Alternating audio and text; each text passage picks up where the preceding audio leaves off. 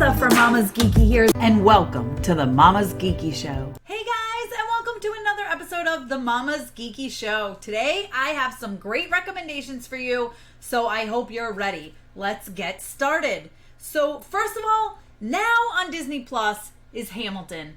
Okay, I watched it this morning, and let me tell you that Hamilton absolutely blew my mind.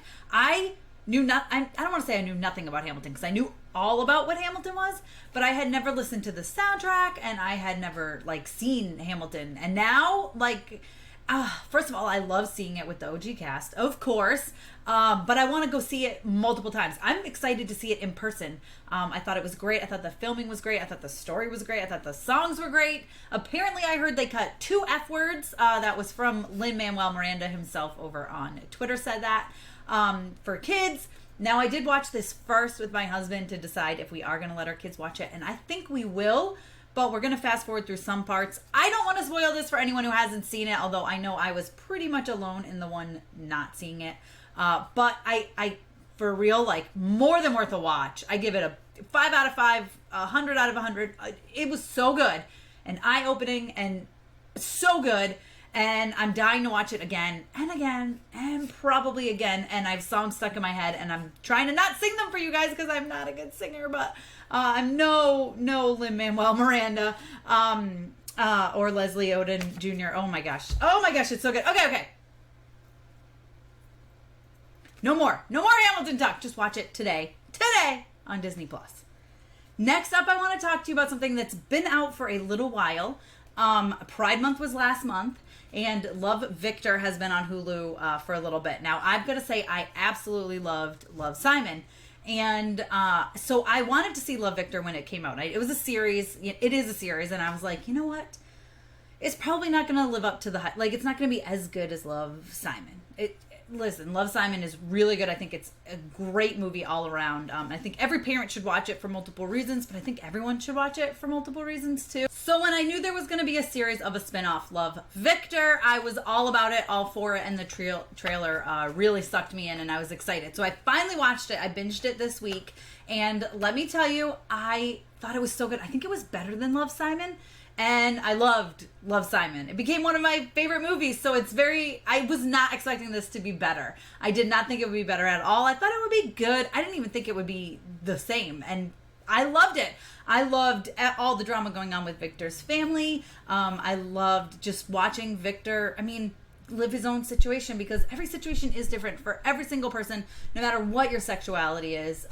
It's a crazy time. Being a teenager is a crazy time. I remember lots of stuff that I was going through. So to see Victor go through this is pretty great. And I love how Simon is in this. Love, huh? It's not really a spoiler because I'm pretty sure it's in the trailer, and it's definitely within the first few minutes of the show, first show. But it's basically he's sending him an Instagram message. So Victor is sending Simon an Instagram message, and they get talking that way, and Simon really helps him through his life, and I loved it. I thought it was great. It's such a good show. I plan to watch it, I think, again.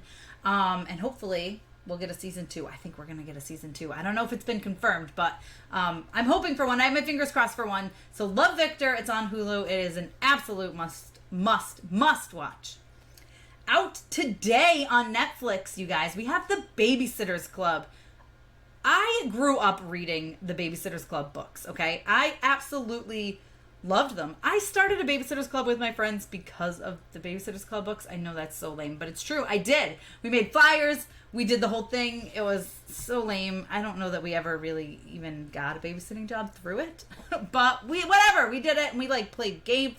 Listen, I'm making myself sound pathetic, but Babysitters Club is pretty much a perfect show. I watched it with my 9-year-old who loves it. She got sucked in with me right along on the first episode, and we just couldn't stop watching till we finished the whole thing. I love how they bring in so many real issues. They tackle a lot of real life issues in this. At one point, and this is not really a spoiler, but Claudia deals with is she going to lie to her parents about a test or not, a grade on a test. So certain things like that, they really actually bring to light, which I love.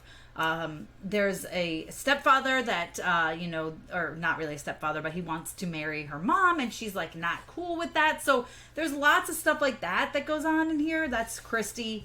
Her mom is dating a guy who wants to marry her, and she's not exactly a fan of that. So, they tackle real life, real issues, which I really enjoyed about it. I felt like these characters were coming right out of the book. They're all so perfect to the book characters. I give that an absolute must watch. I mean, that's a 5 out of 5, 100%. It's so good. It's such a good show. If you were fans of the books, you're going to love it. If you weren't fans of the books, you still might enjoy it.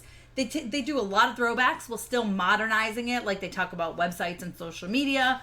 They do end up going with a flyer and a landline though, which I loved. And I thought it was a lot of fun. So the Babysitters Club, it's great. It's very age appropriate, and they tackle a lot of issues, which I think is really important. So definitely a must watch. That's on Netflix today.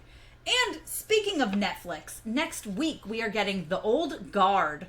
Okay, this movie, I got a screener and I really liked it. Now the premise is these people, there's a small group of people, I will not say how many, but there's a small group of people who have immortality. They can't die. So what actually happens, and yes, it's really gruesome sometimes when you see it.